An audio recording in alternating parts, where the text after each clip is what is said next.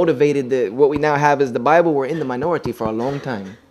And for a long time they were in the minority. It was through political means that when they became backed by the Roman government, when Constantine decided to get on their side, is when things really started to happen for Christianity as we now know it. Before then it was quite different. This one will cost you the same, about maybe 80 pounds. This one is, I guess you can say, my bread and butter. This one's called Studies in the Textual Criticism of the New Testament. This was one of my earliest textbooks. It's by Bart Ehrman as well. It's called Studies in the Textual Criticism of the New Testament, which basically studies the documents, where you learn the science, like Usul al-Hadith. This is Usul al-Hadith for the Bible. This is the study of biblical text, learning the isnads, the chain of narration, where are the differences, how do we rate them, how do we categorize them. You know how deep of a science Usul al-Hadith is. This is what you're looking at with Christianity. And because of that fact, this one will cost you about $200. So you're looking at probably, 150 pounds, something around in that. But this one's, to be as small as it is, I can feel how heavy it is just from how much it cost me. But it's worth having. It's definitely worth having. If you're going to do it, do it right. This is my thought process. If you're going to do it right. Bury them in so much that they're going to spend the next 2 months trying to dig themselves out before they're even able to say anything back to what you have said. And only the very keen ones are going to get there. And now let me tell you, and I'm going to finish with this. We're going to take a break before I'm going to start getting into the meat. We've had our appetizers. We've had our starters. That's what you guys call them. We've had our sambusas. We've had our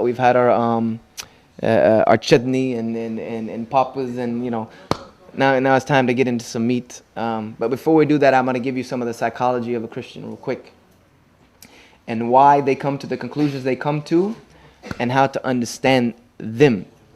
The first thing is the reason why, and many people will ask me, how is it that Christians can read the same things that you're reading and don't get the same thing? They don't come to the same conclusions. And there's a couple of reasons, and I've explained this in many of my talks, because these are what got me at first. Number one is how they read. Normally, the Christian will read piece by piece. They read here and there, and try to find out. They'll take a text, a couple of verses or a chapter, pull it out, and try to understand what it means, based on what they already know. This is the beginnings of deviation, when we think we already know, and we try to get the books that we're reading to verify that. We look for evidences to verify what we think we already know. And as some scholars have stated, this is the beginning of your manifest deviation. When you think that by reading something you're going to only prove what you already know, you'll never learn. As the tale when Confucius said that you cannot pour water into a full glass. So they already have a full glass. So they read it devotionally. The other reason why they don't see it is because they have emotionally blinded themselves. And I'm going to explain this to you in a little bit, is that you can become so emotionally attached to something that you blind yourself to everything else. You can become so emotionally attached to something that you cannot see the blank evidence in your face that it's not good for you. For instance, layman's terminology, break it down to the nitty gritty, to the bone. A man can fall in love with a woman illicitly. He can have illicit relations with a woman, or a man, or a woman with a man, and they can get.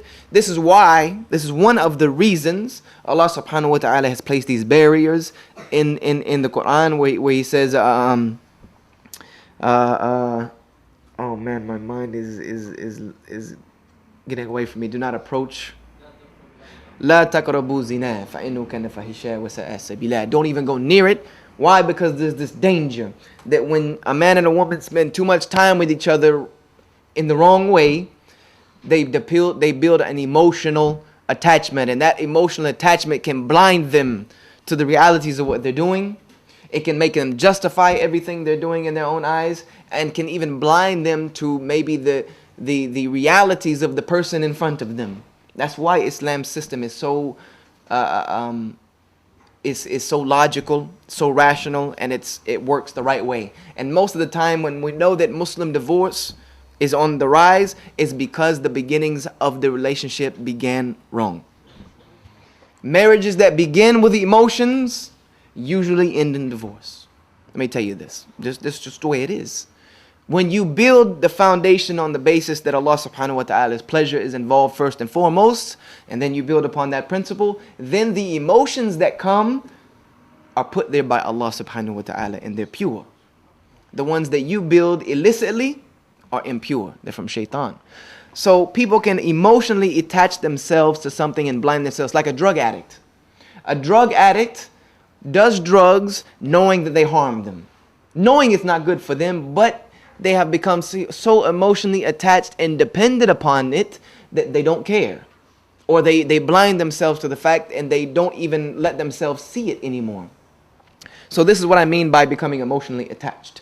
And as a Muslim, we shouldn't do this either. We shouldn't become so emotionally attached to something that we blind ourselves to the realities and understandings of why.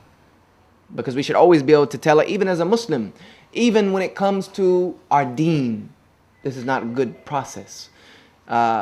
Because we should always be able to tell ourselves why. As a Muslim, we should always be able to justify ourselves why. If somebody comes and asks you, why do you pray? You should be able to say why and give evidence. Even if that's just evidence as the fact that God has commanded to do it in so and so verse and this and that and the other. Because the most ignorant thing we do is to say, because this is how we were raised. Allah subhanahu wa ta'ala rebukes that type of ideology in the Quran, that this was what the pagans gave to Muhammad sallallahu alaihi wasallam, that this is just what we found our fathers doing. We're not taught to be like that as Muslims. So we do not emotionally depend upon, our emotions follow up logic. We become emotionally attached to something that we already know from logical and rational evidences and textual proofs. This is why Islam is so complete. But this is why they can read these things and not see them. Does everybody understand where I'm coming from? And also, when you're dealing with Christians who are wise in how to deal with you, a lot of the things that will happen is that you will not get answers, you will get diversions. And what do I mean by diversions? Is, for instance, when I ask why there were all these contradictions in the Bible, I was told that we're not justified by knowledge, we're justified by faith, and it's our faith in our Lord Jesus Christ which leads us into justification. The justification is not come through the law, nor does it come through understanding. Quote me verse after verse after verse. But you see what I'm saying? I was trying to go down one road and I'm taking down another road. Or you ask one question and you'll get an answer to a totally different question. Or they'll rebuttal a question with a question. These are a lot of psychological tricks that are used to deal with the Muslim, is to divert and to shuffle and this and that way. But the best thing to do is try to keep the approach direct. Try to bring them back. Like, wait. This is not what, you know what I mean? This is what I have to do all the time. Wait, okay. I understand what you're saying, but this is not what we are talking about. I need the answer to this question. And I won't leave them until they give it to me. And when they can't give it to me, then that's okay. Let me give you another. Then I start diverting them. So we have to understand that this is the psychology of the Christian going forward, inshallah ta'ala. And now we're going to get into the meat. So I'm going to let you take your break, inshallah ta'ala. And then we'll get to a hefty serving here in a few moments. أقول هذا استغفر لي ولكم فاستغفروه إنه هو الغفور الرحيم وجزاكم الله خيرا. السلام عليكم.